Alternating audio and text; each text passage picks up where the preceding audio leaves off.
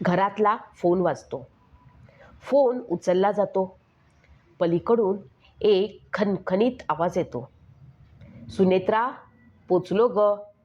प्रवास खूप लांबचा होता, त्यामुळे जरा दमलोय, इतकंच. अंग मोडून आलंय. मला कल्पना आहे तू नाराज आहेस माझ्यावरती, पण फोन ठेवू नकोस. खूप बोलायचं होतं तुझ्याशी. या रामरगाड्यामध्ये ते राहूनच गेलं ग, पण आज बोलतो. ऐकून घेशील? मला आज समजून घेशील अशी अपेक्षा करतोय.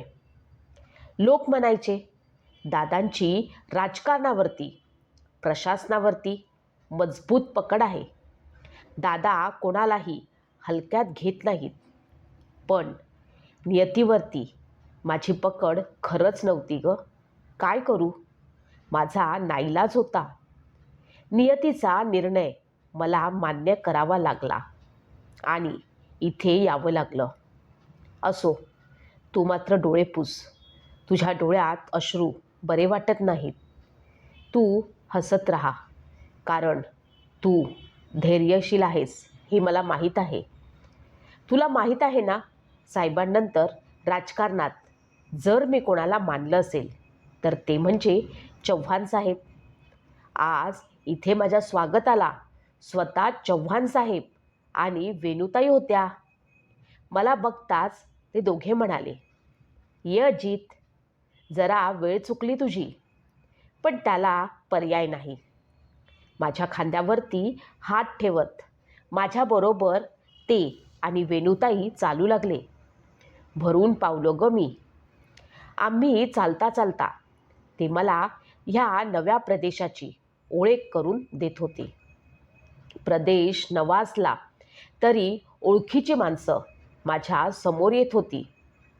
अटलजी, सुषमाजी, बाळासाहेब, आर आर, आबा, विलासराव देशमुख साहेब, मुंडे साहेब, पतंगराव कदम साहेब, प्रमोद महाजन साहेब, बरीच मातब्बर मंडळी भेटली.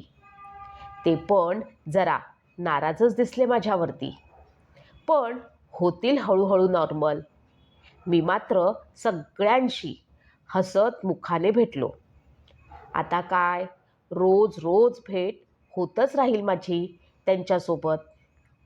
मजेत चव्हाण साहेब मला म्हणाले, एक छोटी विधानसभा आपण इथेही चालू करूयात बरं का.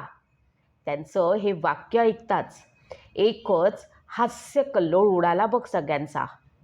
तिथून जरा पुढे आलो तर एक प्रयोगशाळा दिसली मला. आतमध्ये सहजच डोकावून बघितलं तर कलाम सर काहीतरी प्रयोग करत होते. हळू आवाजात मी त्यांना हाक मारली, कलाम सर, नमस्कार. त्यांनी माझा आवाज ऐकल्याबरोबर मागे वळून पाहिलं आणि मला म्हणाले, अरे अजीत जी, आप और यहाँ? बड़े गलत वक्त पे आप आए हो यहाँ. चलो ठीक है, अभी आए हो तो आते रहना मिलने. कुछ किताबें लगे तो हक से लेके जाना. त्यांचा निरोप घेऊन मी पुढे आलो. एका कोपऱ्यातून मला जोरजोरात हसण्याचा आवाज येत होता. तो आवाज माझ्या कानी पडला म्हणून वाट वाकडी करून पुढे गेलो. बघतो तर काय, इथे तर हास्य जत्रा चालू होती आणि कलाकार होते. दादा कोंडके, लक्ष्मीकांत बेर्डे, मच्छिंद्र कांबळी, सतीश तारे यांच्याबरोबर बसलो. खळखळून हसलो, पण मनात सल होती.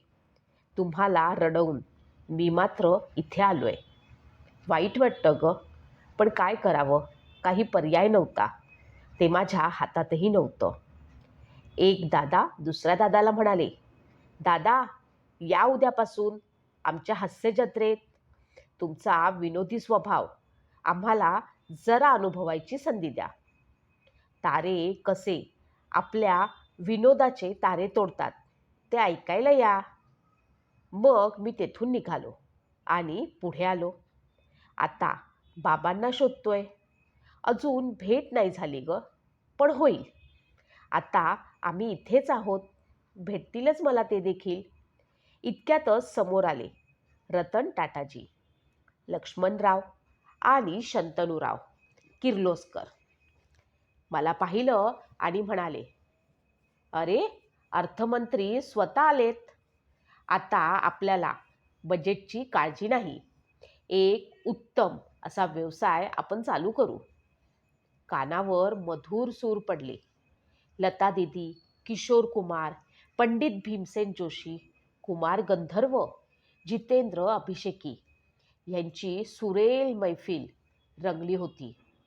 त्यांच्यातच आपले पु ल देशपांडे, ग दी माडगुळकर, बाबूजी, ग्रेस, कुसुमाग्रज, विदा करंदीकर, डॉक्टर श्रीराम लागू, गिरीश कर्नाड, स्मिता पाटील हे देखील भेटले बरं का मला.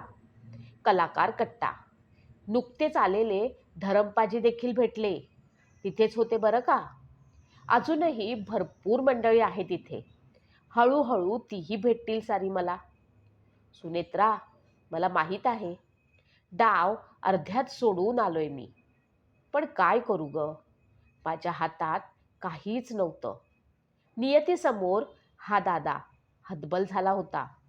नियतीचे फासे उलटे पडले बघ. मांडलेला डाव उधळला गेला. तुझ्या आणि कुटुंबाची मानसिक अवस्था मी समजू शकतो. माझं ऐकशील? दुःख विसरण्याचा आता प्रयत्न कर.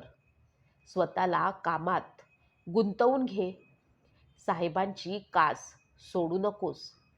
स्वतः हा बरोबर, त्यांना देखील सांभाळ, धीर दे. सुप्रियाला जप, तिचा हात घट्ट पकडून ठेव. आईचा तर मी खूप मोठा गुन्हेगार आहे. तिचा आधार तर तू होतीसच, पण आता मात्र खंबीर आधार हो तिचा. शून्यात गेली आहे ग ती. पार्थ, जय, युगेंद्र, रोहित यांच्या पाठीशी उभी राहा. मुलं तरुण आहेत, धडाडीची देखील आहेत. त्यांना कर्तबगार होण्यासाठी मदत कर. आपल्या सुनांना सासऱ्याची उणीव कधीही भासू देऊ नकोस.